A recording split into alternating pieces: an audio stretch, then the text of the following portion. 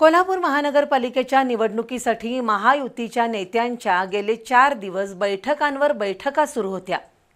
भाजप, शिवसेना आणि राष्ट्रवादी यांना किती जागा द्यायच्या याबाबत चर्चेच्या अनेक फेऱ्या झाल्या।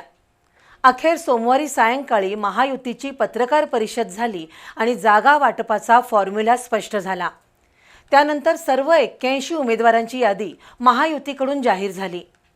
अधिकृत उमेदवारांनी आज शक्ती प्रदर्शन करत निवडणुकीचे अर्ज दाखल केले, तर ज्यांना महायुतीकडून उमेदवारी मिळाली नाही त्यांनी अपक्ष किंवा तिसऱ्या चौथ्या आघाडीचा पर्याय खुला ठेवलाय।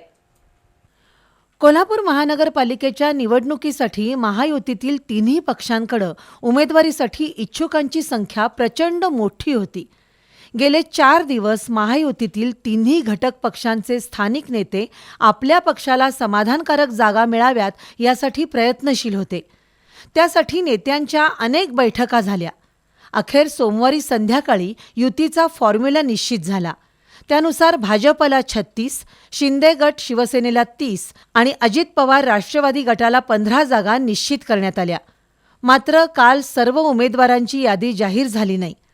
आज सकाळी अधिकृत उमेदवारांना थेट AB फॉर्म दिले गेले। त्यानंतर महायुतीनं 81 उमेदवारांची यादी जाहीर केली। ही यादी याप्रमाणे: